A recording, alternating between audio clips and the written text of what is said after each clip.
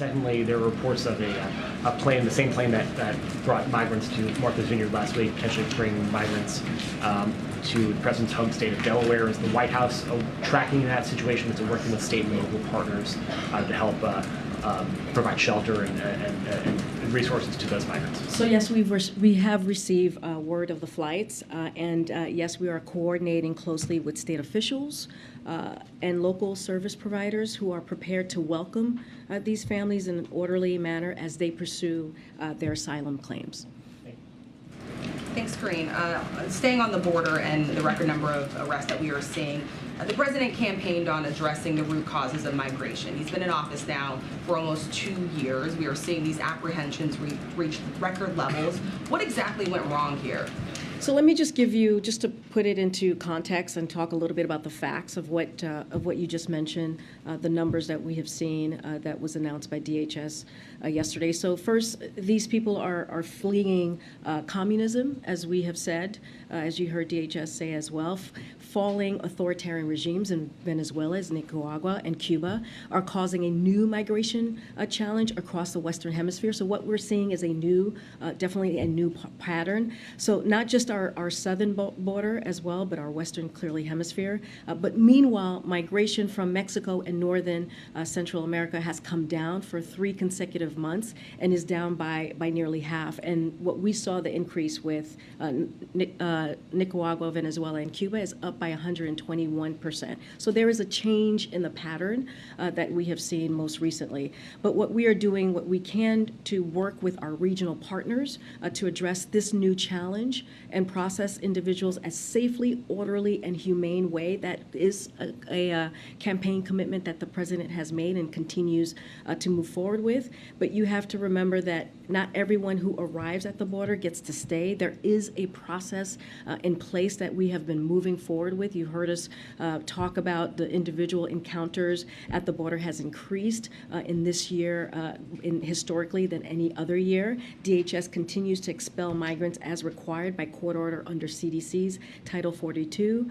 And those who cannot be expelled under Title 42 are screened and processed to have their claims for relief heard by an immigration judge in removal proceedings. So again, there's a process that we have been moving forward with. More individuals are encountered at the border and moved through, and without a legal basis, those without a legal basis to remain will be removed or expelled. Just a quick follow-up. You mentioned a change in pattern. Is that a sign that there needs to be a change in strategy from the administration to tackle it?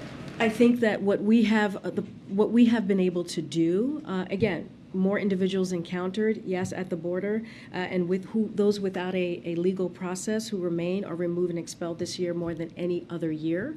So you have seen how historic the numbers have been and make sure that we are expelling folks. But here's the thing, and we have said this many times, we have solutions. We have brought solutions on day one of this administration. The president has been very clear. He put forth a comprehensive immigration bill, piece of legislation, and what we would like to see is Republicans decide to come to the table and help us deal with a really systemic problem that we have seen for decades when it comes to our immigration system, which, by the way, was actually mismanaged and decimated by the last administration. So again, we have put forth a solution on how to move forward, but what Republicans want to do, and we've been very clear, you've heard me talk about this all last week, is they are moving forward with political stunt. As Zeke was just asking me, what we're seeing in Delaware today is a political stunt that is being done by Governor DeSantis. Let's remember, these folks are fleeing communism. When you think about Venezuela, what's going on in Venezuela, when you think about what's going on in Nicaragua, when you think about what's going on in Cuba, they are fleeing political persecution only to be used as a political pawn by the Florida governor. And that is something that the people in Florida should be asking the governor, why is he doing this? You said that the White House had received word of the planes heading to Wilmington. Who have you received word from? And has Governor DeSantis or somebody told the White House about So this? I don't have the specifics of where we got word from.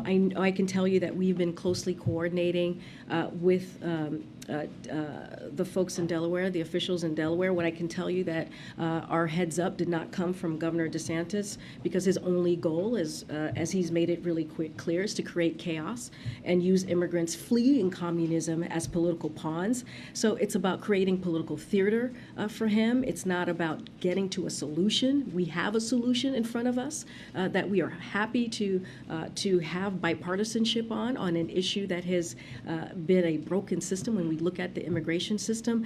But certainly we did not get word from Governor DeSantis. Again, this is a political stunt, but we have been in close contact with the Delaware government. But we don't know who the White House got alerted to. I don't have specifics on on who alerted us. I can tell you we've been in close contact with the Delaware officials on the ground.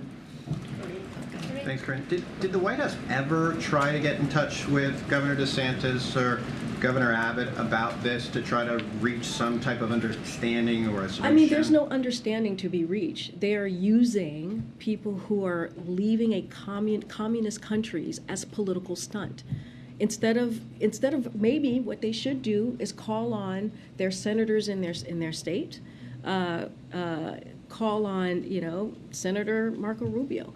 Ask Senator Rick Scott, why is it that they did not vote for historic funding when it comes to Department of Homeland Security's making sure that we are dealing with this issue? That's not what they did.